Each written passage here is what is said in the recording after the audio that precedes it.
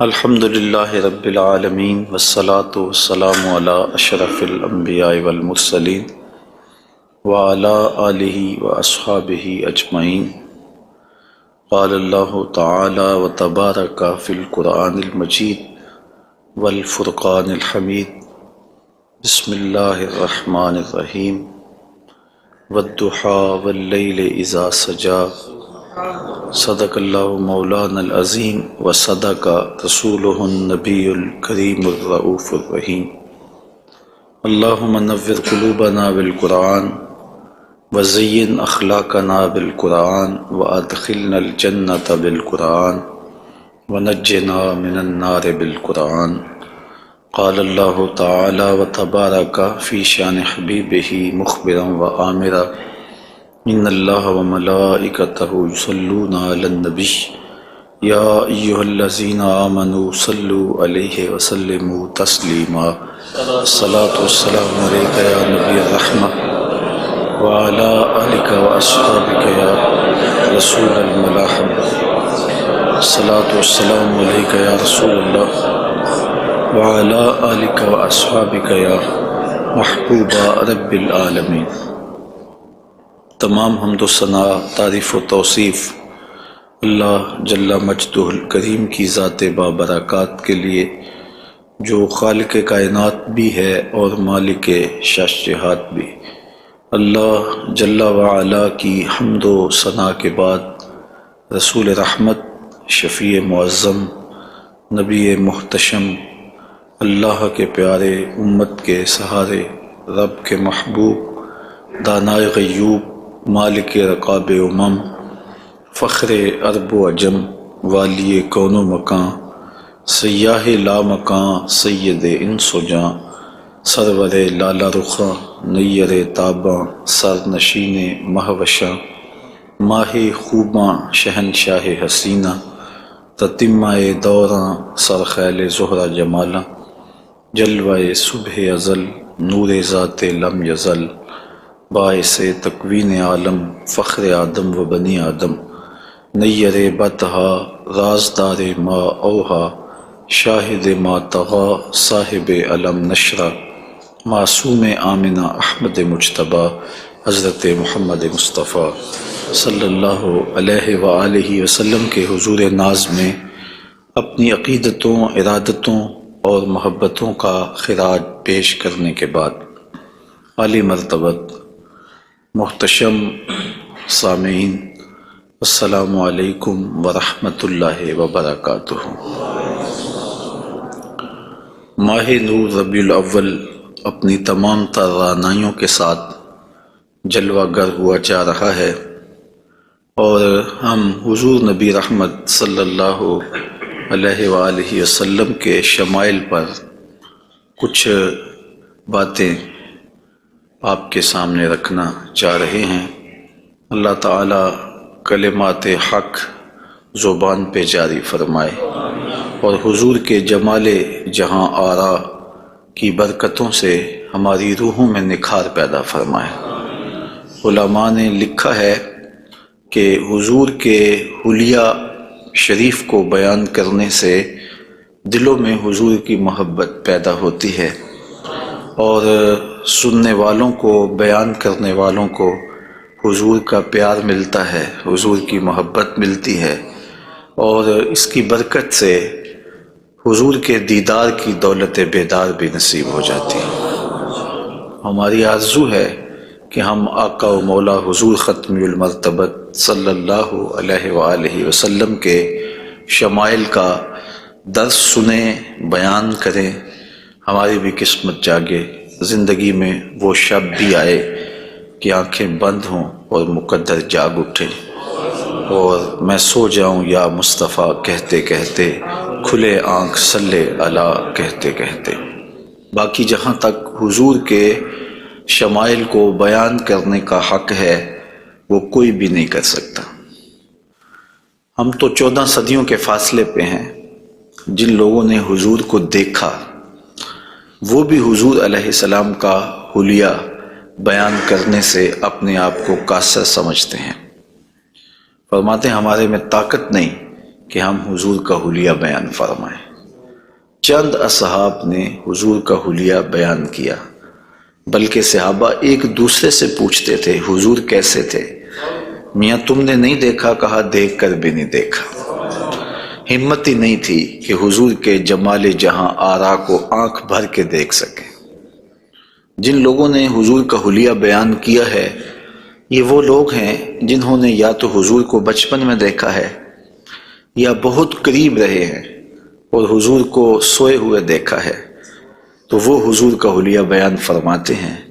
حضرت حسان بن ثابت رضی اللہ تعالی عنہ حضور کا حلیہ بیان فرماتے ہیں، کہتے ہیں کہ میں جو حضور کے شمائل کو تمہارے سامنے رکھتا ہوں تو اس کی وجہ یہ ہے کہ مجھے حضور کو دیکھنے کا ایک طریقہ آ گیا تھا، اور وہ یہ کہ فلما نظرت الی انوارہ فودعت کفی علی عینی خوفا من ذہاب بصری، تو میں اپنی آنکھوں پہ انگلیاں رکھ کے انگلیوں کی اوٹ سے حضور کے چہرے کو دیکھتا تھا کہ حضور کے جلووں کی چمک سے میری آنکھوں کی بینائی نہ جاتی رہے۔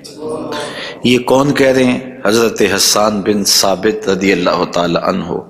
اور آپ سارے اچھی طرح جانتے ہیں کہ حضرت حسان بن ثابت شاعر ہیں، اور شاعر حسن دیکھنے میں بڑا دلیر ہوتا ہے، اور وہ جو شاعر ہے اور حسن دیکھنے میں دلیر ہے وہ بھی آنکھوں پہ انگلیاں رکھ کے دیکھ رہا ہے، اور ابھی یہ حسن ظاہر نہیں ہوا۔ امام قرطبی علیہ رحمہ لکھتے ہیں کہ حضور نبی رحمت صلی اللہ علیہ وآلہ وسلم کا حسن ظاہر نہیں ہوا تھا، اور اگر جمال رسول صلی اللہ علیہ وآلہ وسلم کا ظہور ہو جاتا تو کوئی دیکھنے کی تاب ہی نہ رکھتا۔ حضور کے جمال جہاں آرا پر 70,000 بشریت کے پردے رکھے گئے، لیکن اس چھپے ہوئے حسن کو بھی دیکھنے کی تاب نہیں ہے، اور اگر یہ حسن بے نقاب ہوتا تو کیا ہوتا؟ یہی بہتر ہے کہ وہ پردے میں روح پوش رہے، وہ اگر پردہ اٹھا دے تو کسے ہوش رہے۔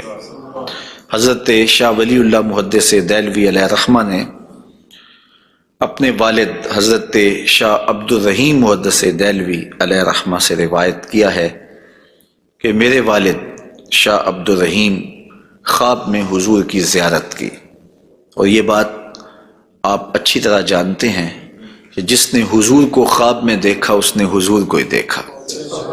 شیطان خواب میں آ کر بھی حضور کی مثل ہونے کا دعویٰ نہیں کر سکتا۔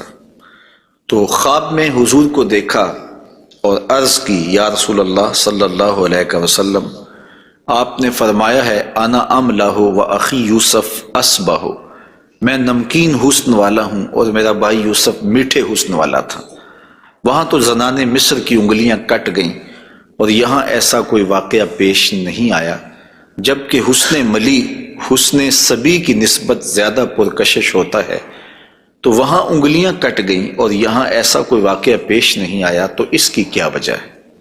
تو حضور نے جو خواب میں جواب دیا وہ حضرت شاہ عبد الرحیم نے بیان فرمایا، اور شاہ ولی اللہ محدث دہلوی علیہ رحمہ نے در ثمین میں اس کو لکھا۔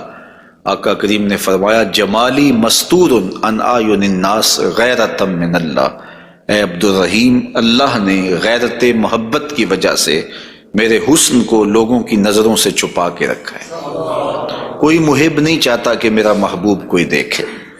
قتیل شفائی نے کہا تھا نا، اس حد تلک بڑھ گئی ہے بے اعتمادی کہ تجھ کو تجھ سے بھی چھپانا چاہتا ہوں۔ وہ کہتا ہے میری تو آرزو یہ ہے کہ تو آئینہ بھی نہ دیکھے۔ تو محب کی غیرت ہوتی ہے کہ اس کے محبوب کو کوئی نہ دیکھے، تو کہا کہ میرے حسن کو لوگوں کی نظروں سے چھپا کے رکھا گیا ہے، اور اگر یہ حسن ظاہر کر دیا جاتا تو کوئی تاب نہ لا سکتا۔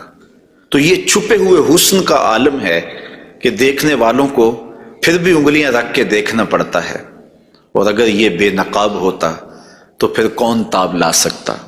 مولانا حسن رضا اعلی حضرت کے برادر محترم فرماتے ہیں وہ اگر جلوہ کریں کون تماشائی ہو۔ تو یہ وہ حسن ہے کہ جو تمام کا تمام ظاہر نہیں کیا گیا اور لوگوں کی نگاہوں سے پوشیدہ رکھا گیا، لیکن وہ بشریت کے پردوں کی اوٹ سے چھن چھن کے بھی اس قدر تابہ ہے کہ پوری کائنات کے اندر رنگ اسی حسن کے جھلکتے دکھائی دیتے ہیں، اور ہر طرف اسی کے انوار پھیلے ہوئے نظر آتے ہیں۔ تو حضور کے حسن کا بیان، حضور کے حسن کا ذکر اگرچہ انسانی استطاعت میں نہیں ہے اور اس کے بس میں نہیں ہے، لیکن اس کے باوجود صحابہ کے دور سے لے کر آج تک لوگوں کا یہ محبوب موضوع رہا ہے کہ وہ حضور علیہ السلام کے حسن کا ذکر کر کے اپنے قلب کی تسکین کا ساماں کرتے ہیں۔ علماء نے یہ بھی لکھا ہے کہ جو شخص حضور کے حسن کو بیان کرے لوگوں کے دلوں میں اس کے لیے پیار پیدا ہو جاتا ہے۔ آج ہر شخص چاہتا ہے کہ میں ہر دل عزیز ہو جاؤں، تو یہ سادہ سا نسخہ ہے کہ کائنات میں حضور کے حسن کے تذکرے کیا کرو، دنیا تم سے پیار کرنے لگ جائے گی۔ تم محبوب الخلائق بن جاؤ گے اگر تم اس محبوب دو عالم کے حسن کو لوگوں کی نظروں کے سامنے بیان کرو گے۔ انشاءاللہ حضور کے مختلف اعضاء کے حسن کا ذکر ترتیب وار کیا جائے گا، اور اہل محبت نے اور اصحاب رسول نے اس پر کیا محبتوں کے پھول پیش کیے ہیں، یقیناً آپ کے قلوب کو فرحت بھی ہوگی، قرار بھی ملے گا، اور آقا کریم کے حسن دل پذیر اور حسن جاں فضا کی مستیوں میں آپ کھو بھی جائیں گے۔ حضرت جابر بن سمرہ رضی اللہ تعالی عنہ فرماتے ہیں کہ لیلۃ الادحیان تھی، 14ویں رات کا چاند تھا، اور حضور یمنی چادر اوڑے ہوئے استراحت فرما رہے تھے، اور میں کبھی آسمان کو دیکھتا تھا، کبھی حضور کے جمال جہاں آرا کو دیکھتا تھا، اور یہ سوچتا تھا کہ میں فیصلہ کروں کہ آسمان کا چاند سونا ہے یا مدینے کا چاند سونا ہے۔ تو حضرت جابر بن سمرہ رضی اللہ تعالیٰ عنہ فرماتے ہیں پھر میں نے فیصلہ کیا فائزہ ہوا احسن عندی من القمر، میں نے کہا آسمان کا چاند نہیں مدینے کا چاند سونا ہے، چونکہ چاند کی چمک بھی حضور کے در کی خیرات ہے۔ چاند کو، سورج کو، شمس و قمر کو جو روشنیاں دی گئی ہیں وہ حضور کے صدقے سے دی گئی ہیں۔ تو کائنات میں جہاں بھی اجالا ہے، جہاں بھی روشنیاں ہیں، جہاں بھی نور ہے، وہ نور حضور علیہ السلام کا ہی ظہور ہے، اور حضور کا نور ہے کہ جو کسی سے مستعار نہیں لیا ہوا، وہ حضور کا اپنا نور ہے، اپنا حسن ہے۔ علامہ بوصیری علیہ رحمہ نے کتنی خوبصورت بات کہی، منزہ عن شریک فی محاسنہ فجوہر الحسن فیہ غیر منقسم، کہ حضور اپنے محاسن میں، اپنے کمالات میں کسی شریک سے منزہ ہیں، اور آپ کا جوہر حسن جو ہے وہ غیر منقسم ہے۔ تو حضور کا حسن کسی سے مستعار نہیں لیا ہوا، بلکہ پوری کائنات کو جو حسن ملا ہے وہ حضور کی دہلیز کی عطا ہے، حضور کی چوکھٹ کی خیرات ہے۔ تو زمانہ چمک رہا ہے تو حضور کے انوار سے، اور بریلی سے آج بھی آواز آ رہی ہے، چمک تجھ سے پاتے ہیں سب پانے والے، میرا دل بھی چمکا دے چمکانے والے۔ تو ساری روشنیاں اسی دہلیز سے پھوٹتی ہیں، اسی در سے پھوٹتی ہیں، سارے اجالے اسی چوکھٹ سے نکلتے ہیں۔ اللہ نے اپنے محبوب علیہ السلام کو جو حسن دیا، جو جمال دیا، حضرت برا بن عازب رضی اللہ تعالیٰ عنہ بیان فرماتے ہیں، امام بخاری و مسلم نے اس کو روایت کیا ہے، کان رسول اللہ صلی اللہ علیہ وسلم احسن الناس وجہا، کائنات میں جتنا سونا چہرہ میرے حضور کا تھا کسی کا تھا ہی نہیں، سب سے زیادہ سونا اور خوبصورت چہرہ اللہ نے اپنے محبوب کو عطا کیا ہے۔ اور حضرت ابو ہریرہ رضی اللہ تعالی عنہ سے معروف روایت ہے جس کو امام ترمذی نے اور باقی محدثین نے روایت کیا ہے، حضور فرماتے ہیں حضرت ابو ہریرہ، ما رأیت شیئا احسن من رسول اللہ صلی اللہ علیہ وسلم، میں نے حضور سے سونا کوئی دیکھا ہی نہیں۔ اور حضرت حسان بن ثابت کہتے ہیں کہ آج تک کسی ماں نے ایسا سونا جنم ہی نہیں دیا، سونا دیکھتے کیسے، کسی ماں نے ایسا جنم ہی نہیں دیا۔ حضرت ابو ہریرہ نے ایک موقع پہ فرمایا کہ کل قمر لیلۃ البدر لم ارا قبلہ ولا بعدہ مثلہ، کیا پوچھتے ہو 14ویں رات کا چمکتا ہوا چاند تھے میرے حضور؟ پھر کہتے ہیں نہیں نہیں نہیں، حضور جیسا نہ پہلے دیکھا ہے نہ بعد میں دیکھا۔ تو حضرت حسان بن ثابت فرماتے دیکھتے کیسے، کسی ماں نے جنم دیا ہوتا تو دیکھتے۔ خدا نے وہ سچا ہی پن چھڑیا جدے وچ محمد نو ٹالیا سی، حسینہ جمیلہ دا منہ موڑ دیتا، محمد بنا کے قلم توڑ دیتا۔ تو اللہ تعالیٰ نے ایسا پیکر تراشا ہے، ایسی صورت بنائی ہے کہ جس کی مثل کائنات کے اندر نہ کوئی دوسری صورت ہے۔ اور میرے محبوب کے جمال جیسا نہ کوئی دوسرا جمال ہے۔ تو وہ حسن، وہ جمال، وہ کمال اور وہ شانیں اور وہ مراتب رفیع عطا کیے گئے جو انہی کا مقسوم ہے۔ حضور کا پورا جسم انور اور حضور کا وجود مسعود برکتوں سے مالا مال تھا اور حسن اور جمال کا آئینہ دار تھا۔ لا یجلس الذباب علی جسدہ، ساری زندگی حضور کے بدن پہ کبھی مکھی نہیں بیٹھی۔ آقا کریم علیہ الصلوۃ والسلام کے بدن پہ کبھی میل نہیں آیا، حضور کی آنکھوں کے اندر کبھی میل نہیں آیا، حضور کو ساری زندگی بلغم نہیں آئی۔ آقا کریم کی مبارک بغلیں بے بال تھیں اور بالکل باقی جلد کی طرح سفید تھیں۔ حضور علیہ السلام کا لعاب شہد سے زیادہ میٹھا تھا اور کستوری سے زیادہ خوشبودار تھا۔ حضور کے فضلات مبارکہ جو ہے وہ امت کے حق میں پاک ہیں، اور جہاں حضور علیہ السلام قضائے حاجت کے لیے جاتے تو وہاں بعد میں جا کے دیکھا جاتا تو کوئی چیز نظر نہ آتی سوائے کستوری کی خوشبو کے۔ تو آقا کریم علیہ الصلوۃ والسلام کو کبھی جمائی نہیں آئی، کبھی حالت نیند میں حضور نبی رحمت صلی اللہ علیہ وآلہ وسلم ناپاک نہیں ہوئے، حضور نبی رحمت صلی اللہ علیہ وسلم پر کوئی نجاست نہیں آئی، اور آقا کریم کے بدن کا سایہ بھی نہیں تھا تاکہ زمین کے اوپر حضور کا سایہ نہ گرے۔ کائنات میں ایسا کون ہو سکتا ہے جیسا آمنہ کا لال تھا؟ تو وہ حسن دیا گیا، وہ جمال دیا، جس پہلو سے دیکھو حضور بے مثال نظر آتے ہیں اور بے مثل نظر آتے ہیں۔ آئیے ہم حضور نبی رحمت صلی اللہ علیہ وآلہ وسلم کے جسم کے حوالے سے پہلے کچھ بات کریں اور پھر حضور کے اعضاء کی طرف چلتے ہیں۔ حضور کا مبارک جسم بے سایہ تھا، اور یہ سایہ نہ چاند کی چاندنی میں دکھائی دیتا تھا اور نہ سورج کی روشنی میں پڑتا تھا۔ حضرت ذکوان رضی اللہ تعالی عنہ روایت کرتے ہیں، فرماتے ہیں کہ ان رسول اللہ صلی اللہ علیہ وسلم لم یکن یرا لہ ظل فی شمس ولا قمر، حضور کا سایہ نہ سورج کی روشنی میں ہوتا تھا اور نہ چاند کی چاندنی میں ہوتا تھا۔ اور حضرت عثمان رضی اللہ تعالی عنہ خلیفہ ثالث رضی اللہ تعالی عنہ اس کی وجہ بیان فرماتے ہیں کہ حضور کا سایہ کیوں نہیں تھا۔ فرماتے ہیں ان اللہ ما اوقع ظلک علی الارض لئلا یدع انسان قدمہ علی ذلک الظل، اللہ تعالیٰ نے محبوب کا سایہ زمین پہ اس لیے نہیں پڑنے دیا کسی انسان کا قدم محبوب کے سائے پہ نہ آ جائے۔ اللہ اکبر۔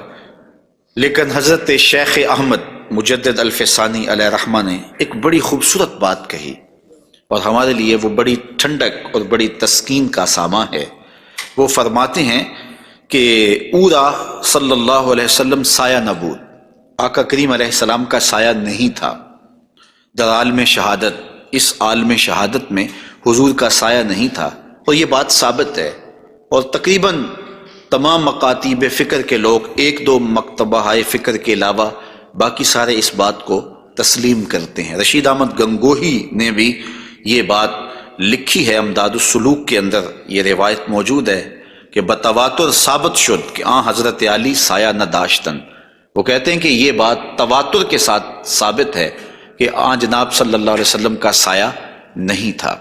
تو حضرت شیخ فرماتے ہیں کہ عالم شہادت میں حضور کا سایہ نہیں تھا۔ شیخ احمد مجدد الفسانی، کیوں سایہ نہیں تھا؟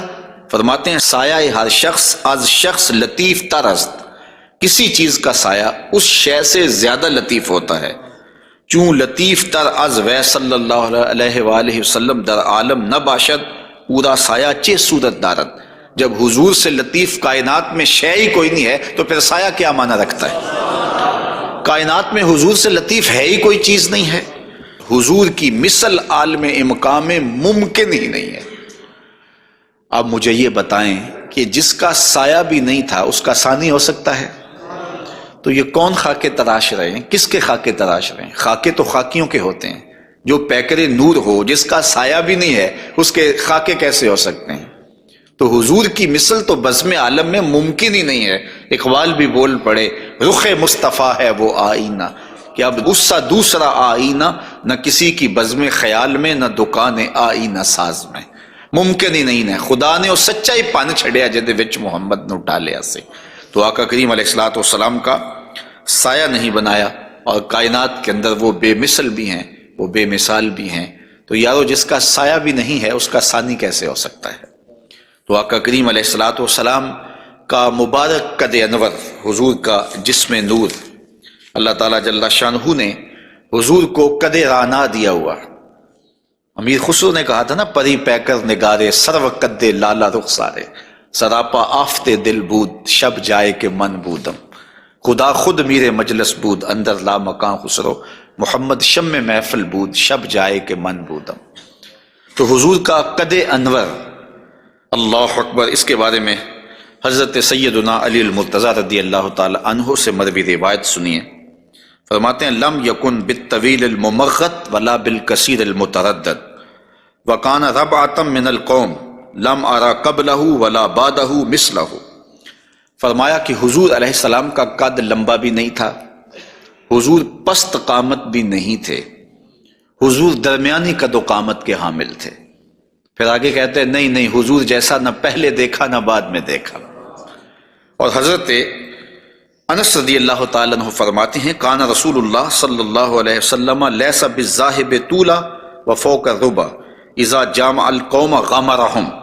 فرماتے ہیں حضور پست قامت نہیں تھے، حضور درمیانی قد و قامت کے تھے۔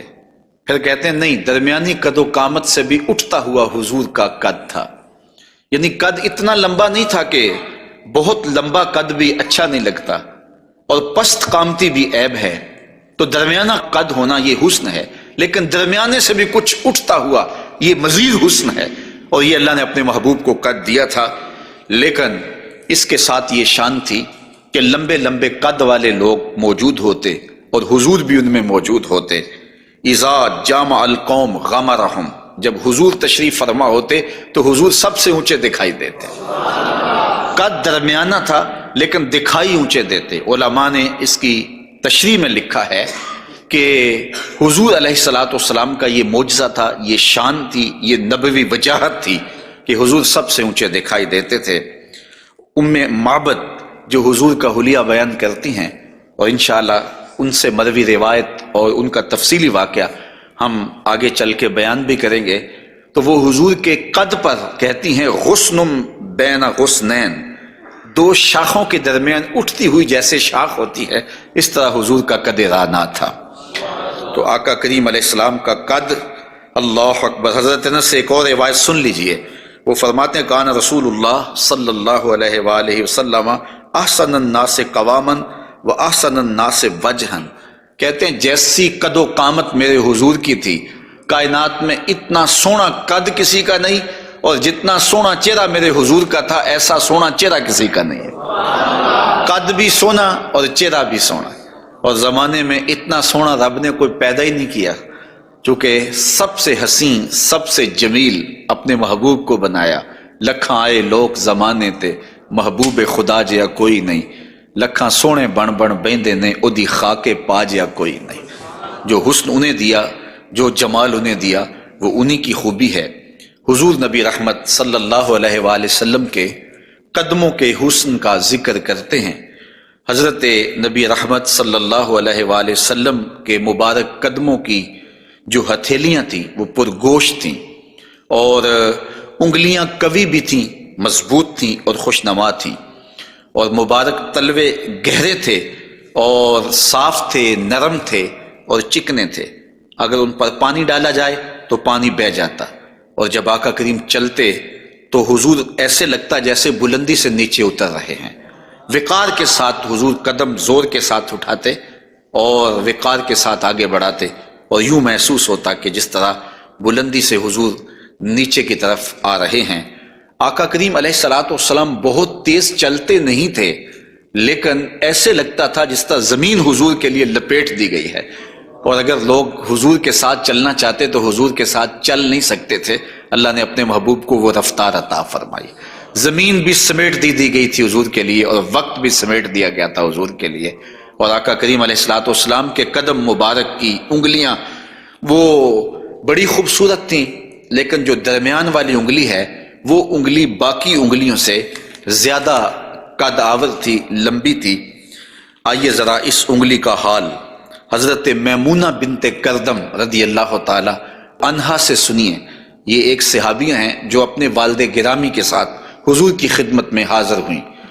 تو ان کے والد گرامی نے حضور سے کوئی بات پوچھی، اور آقا کریم اس وقت ناقہ کے اوپر، اونٹنی کے اوپر سوار تھے، تو ان کا جی چاہا کہ میں حضور کا دیدار کروں، لیکن حضور کے چہرے کی وجاہت نے ان کو حضور علیہ الصلوۃ والسلام کے چہرے کی جانب آنکھ بھر کے دیکھنے نہ دیا، تو کہا اب آئی ہوں تو حضور کے مبارک پاؤں کو دیکھنے لگی۔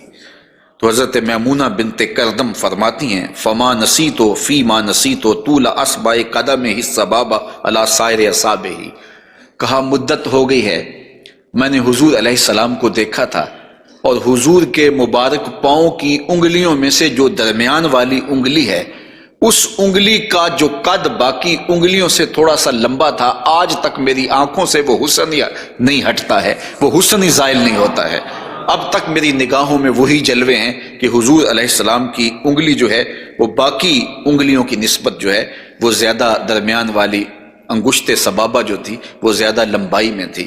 تو حضرت میمونہ بنت کردم ابھی تک اس انگلی کے حسن میں کھوئی ہوئی ہیں۔ مجھے بتاؤ جس کی انگلی، پاؤں کی انگلی اتنی حسین ہے، اس کی آنکھیں کتنی حسین ہوں گے۔ وہ کیا کسی نے کہا نا کہ قدموں میں جبیں کو رہنے دو، چہرے کا تصور مشکل ہے۔ قدموں پہ جبیں کو رہنے دو، چہرے کا تصور مشکل ہے، جب چاند سے بڑھ کر ایڑی ہے رخسار کا عالم کیا ہوگا۔ یہ تو انگلی کا حسن ہے کہ میمونہ بنت کردم ساری زندگی یہی احساسہ ہے، لوگوں کو بتاتی ہیں کہ لوگوں میں نے حضور کی انگلی دیکھی ہوئی ہے۔ تو جس نے حضور کے قدم انور کی انگلی کی زیارت کی ہے وہ تو ناز کرے، اور پھر اس عائشہ صدیقہ محبوب کائنات کی قسمت پہ ناز نہ کریں جن کی آغوش میں حضور کا سر انور ہوتا تھا۔ تو حضرت میمونہ بنت کردم رضی اللہ تعالی عنہا فرماتی ہیں کہ میں ابھی تک اس انگلی کے جمال کو بھول نہیں پائی۔ آقا کریم علیہ الصلوۃ والسلام کے قدموں کے بارے میں آتا ہے کہ کان رسول اللہ صلی اللہ علیہ وسلم احسن البشر قدما، کائنات میں جتنے سونے قدم میرے حضور کے تھے اتنے سونے قدم بھی کسی کے نہیں تھے۔ حضرت انس اور حضرت ابو ہریرہ اور ہند بن ابی حالہ رضی اللہ تعالیٰ عنہ حضور کے قدموں کے بارے میں شسن القدمین، اور حضرت امام ترمذی نے مسیح القدمین کے لفظ بولے ہیں کہ نرم آپ کے قدم تھے، اور آپ کے قدم جو ہے وہ چمکدار تھے، روشن تھے، آپ کے قدم پرگوشت تھے، اور آپ کے مبارک پاؤں خوبصورت تھے۔ اور تلوے جو تھے اس کے بارے میں دو روایات ہیں، ایک روایت یہ ہے کہ اخمسان، اور ایک روایت کے اندر لفظ ہیں لیس لہا اخمس، کہ جو تلوے ہیں وہ درمیان سے جو ہیں وہ پرگوشت تھے، اور ایک ہے کہ درمیان سے پرگوشت نہیں تھے۔ تو یہ دو روایات کی تطبیق کیسے ہوگی؟ بعض نے کہا کہ حضور کے مبارک تلوے جو تھے وہ درمیان سے پرگوشت نہیں تھے، اور بعض نے کہا کہ بالکل درمیان سے پرگوشت ہی تھے اور بالکل سیدھے تھے۔ علماء نے کہا کہ درمیان سے خلا تو تھا، لیکن جب حضور قدم رکھتے تھے تو آقا کریم علیہ السلام قدم جو ہے وہ پوری طرح جماؤ کر کے رکھتے تھے، اور جب وہ نقش بنتا تھا تو وہ نقش پورا بنتا تھا۔ اور یہاں محدثین نے کمال کر دی، کہا رب نے یہ نہیں چاہا کہ میرے محبوب کے تلووں کا نقش ناتمام بنے، نقش پورا بنتا تھا۔ تو جنہوں نے نقش کو دیکھ کر تلووں کا اندازہ لگایا انہوں نے کہا کہ نہیں، وہ تلوے بالکل برابر تھے اس لیے کہ نقش پورا بنتا تھا، اور جنہوں کو تلوے دیکھنے کی سعادت نصیب ہو گئی تو انہوں نے کہا نہیں، ہم نے دیکھے ہیں کہ جو ہے وہ درمیان میں جو ہے وہ کم گوشت تھا اور اطراف میں گوشت زیادہ تھا۔ تو صحابہ نے حضور کے تلووں کے بارے میں یہ رائے بیان فرمائی ہے۔ حضرت ابو ہریرہ رضی اللہ تعالی عنہ فرماتے ہیں انہ صلی اللہ علیہ وسلم کان اذا مشى علی الصخر غاصت قدماہ فیہ، جب کبھی آپ ننگے پاؤں چلتے کسی پتھر کے اوپر، کسی چٹان کے اوپر، تو وہ چٹان اور پتھر حضور کے لیے نرم ہو جاتے، اور آقا کریم علیہ السلام کے مبارک قدم جو ہے اس پتھر کے اندر جو ہے وہ دنس جاتے اور نشان بن جاتے۔ جس طرح مقام ابراہیم پہ آپ دیکھ سکتے ہیں کہ حضرت اسماعیل علیہ السلام کے قدموں کے نشانات اس پتھر نے محفوظ کر لیے، تو یہ پتھر جن پتھروں پہ حضور چلتے تھے وہ اپنی چھاتی پہ حضور کے تلووں کے نشان محفوظ کر لیتے تھے۔ سلطان قاتبائی نے باقاعدہ ایک ایسا پتھر جس پر حضور کے قدموں کے نشانات موجود تھے وہ 20,000 دینار میں اس زمانے میں خریدا، اور خرید کے ساری زندگی اپنے پاس رکھا، اور مرنے سے قبل وصیت کی کہ جب میں مر جاؤں تو یہ پتھر میری قبر کے سرہانے لگانا۔ علامہ خفاجی علیہ رحمہ نسیم الریاض میں لکھتے ہیں کہ وہ پتھر آج بھی ان کی قبر کے سرہانے پہ لگا ہوا ہے، اور لوگ اس کو اپنے لیے اعزاز سمجھتے تھے، اور یہ وہ قدم ہیں کہ جہاں آتے اس جگہ کی قسمت جاگ پڑتی۔ یہ قدم اور یہ مبارک تلوے یہ تو عرش نے بھی چومے ہیں نا۔ اعلی حضرت نے کیا خوب کہا، زہے عزت و اطلاع محمد، کہ ہے عرش حق زیر پائے محمد، کہ عرش حق حضور کے قدموں کے تلے تھا، اور یہ تلوے وہاں عرش الہی پہ لگے ہیں، اور یہ وہی تلوے ہیں جو حضرت جبریل امین کو چومنے کی سعادت بھی ملی ہے۔ جب معراج کی شب حاضر ہوئے تو محبوب استراحت کر رہے تھے، تو جبریل عرض گزار ہوئے کہ محبوب تیرا نبی تو سویا ہے، تو آواز آئی یا جبریلو قبل قدمہ، میرے محبوب کے قدم چوم لے۔ تو جبریل امین نے حضور کے قدم چوم لیے، تو پھر کیا لطف آیا ہوگا۔ کسی نے تصور میں جبریل سے پوچھا کہ حضور کے قدم چومے تھے، تلیاں چومی تھیں، تو بتا کیا کیف ملا؟ تو اس نے زبان حال سے کہا، نہ جنت نہ جنت کی کلیوں میں دیکھا مزہ جو محمد کی تلیوں میں دیکھا۔ حضور علیہ السلام کے مبارک قدم جہاں پڑتے وہاں رحمتیں اور برکتیں ہی نازل ہوتی۔ ذی المجاز کی منڈی میں اپنے چچا کے ساتھ حضرت علی المرتضیٰ رضی اللہ تعالیٰ عنہ کے والد جناب ابو طالب کے ساتھ حضور جا رہے تھے، انہوں نے کہا کہ مجھے تو بڑی سخت پیاس لگی ہے۔ تو آقا کریم علیہ الصلوۃ والسلام نے سواری سے اتر کے زمین پر زور سے اپنا پاؤں مارا، تو جب آپ نے پاؤں مارا تو چشمہ پھوٹ پڑا، اور اپنے چچا سے کہا کہ یہاں پانی پی لیجیے گا۔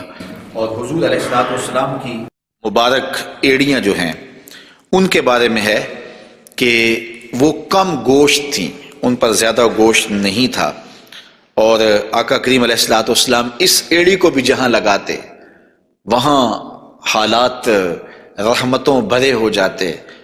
حضرت جابر رضی اللہ تعالی عنہ کا اونٹ تھا، ایک سفر میں وہ حضور کے ساتھ تھے کہ وہ تھک گیا اور اس سے چلا نہیں جاتا۔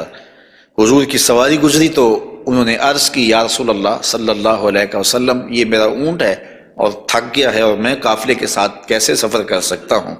تو آقا کریم علیہ السلام نے اپنی ایڑی سے اس کو ٹھوکر لگائی، فَنَاشِطَ حَتَّى كَانَ لَا يَمْلِكُ زَمَامَهُ، وہ اتنا تیز ہوا کہ پھر اس کی باگ سنبھالی نہیں جاتی تھی۔ کچھ عرصے کے بعد حضور حضرت جابر سے پھر ملے، اور حضور نے پوچھا کہ وہ تمہارے اونٹ کا کیا بنا؟ تو انہوں نے کہا بخیرن قد اصابتہ برکتوں کا، حضور آپ کی برکت کی وجہ سے اب خیر ہی ہو گئی ہے۔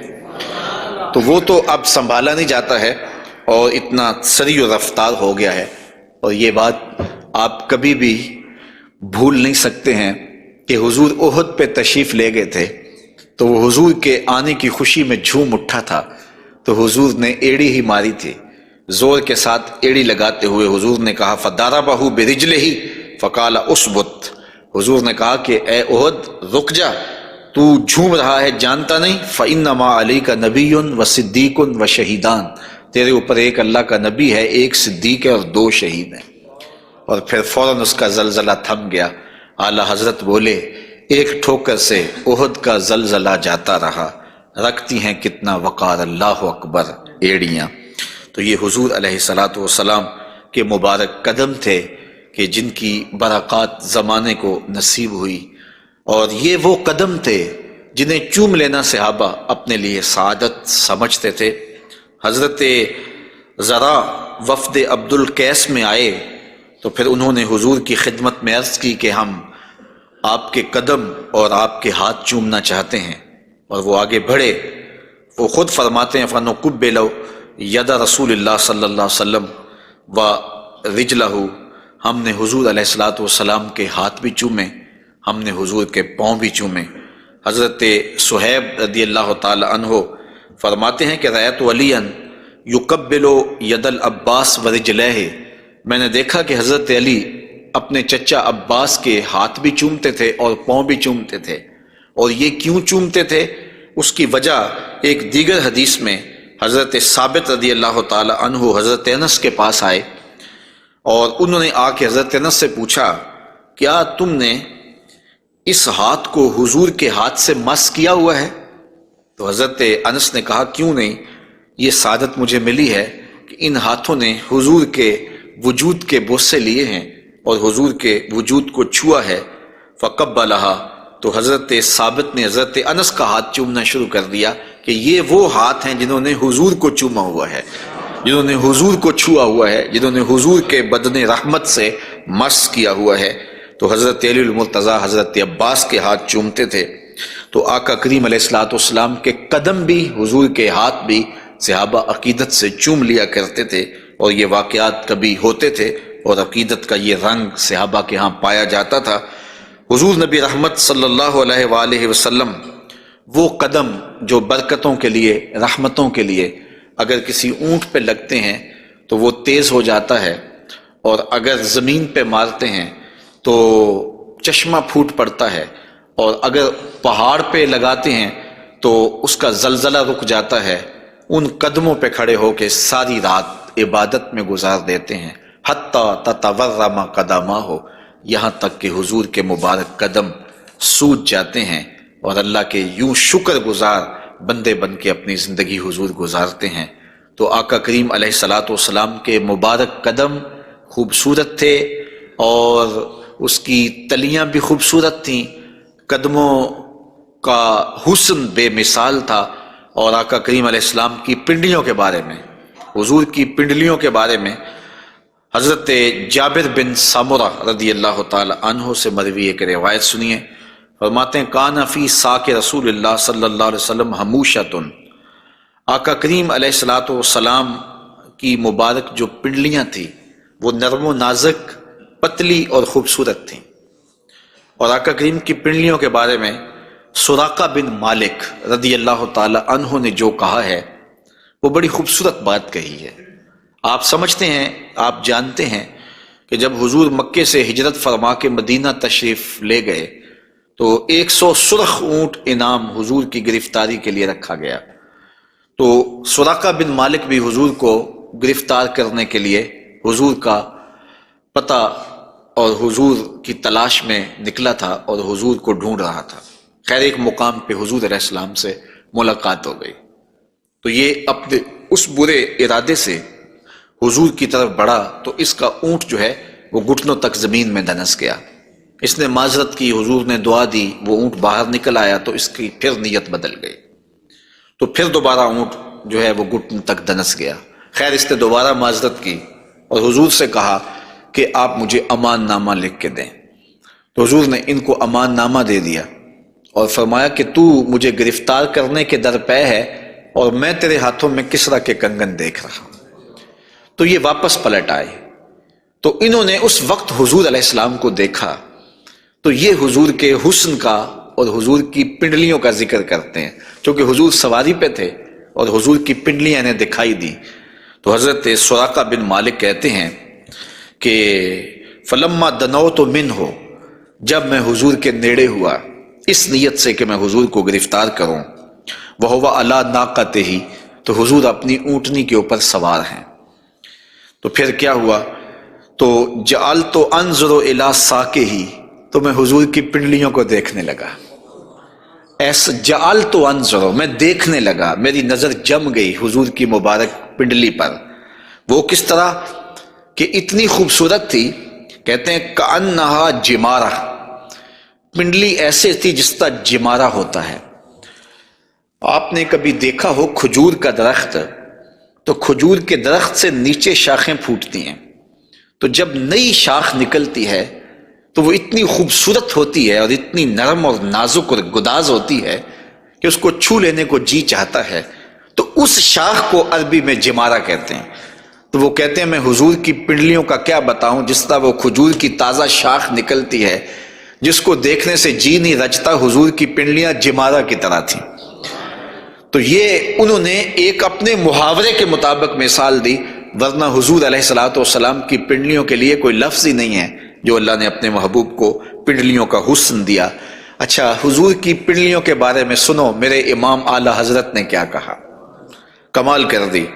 ساک اصل قدم شاخ نخل کرم، اعلی حضرت فرماتے ہیں ساک اصل قدم، جو پنڈلی ہے، جو قدم کی اصل ہے، شاخ نخل کرم، جو کرم کی کھجور ہے، یہ اس کی شاخ ہے۔ اللہ اکبر، شم راہ اصابت پہ لاکھوں سلام۔ تو حضور علیہ الصلوۃ والسلام کو اللہ تعالیٰ نے پر نور، پتلی اور جو ہے وہ گوری رنگت کی اور لطیف اور خوبصورت پنڈلیوں سے نوازا تھا۔ اور حضور کے زانوئے منور کے بارے میں حضرت علی المرتضیٰ رضی اللہ تعالیٰ عنہ فرماتے ہیں دخم الکرادیس، رسول کریم صلی اللہ علیہ وآلہ وسلم کے مبارک زانوئے نور کے بارے میں دخم الکرادیس کے لفظ بھی ہیں، اور دوسری روایت مروی ہے سعد ابن ابی شیبہ سے، اس میں لفظ ہیں کان رسول اللہ صلی اللہ علیہ وسلم جلیل المشاش، آقا کریم علیہ الصلوۃ والسلام کے زانو مبارک مضبوط تھے، پرگوشت تھے اور خوبصورت تھے۔ اور اعلیٰ حضرت یہاں بھی اپنی محبت کا اظہار کیے بغیر نہیں رہ سکے، فرماتے ہیں انبیاء طے کریں زانو ان کے حضور، انبیاء طے کریں زانو ان کے حضور، زانوؤں کی وجاہت پہ لاکھوں سلام۔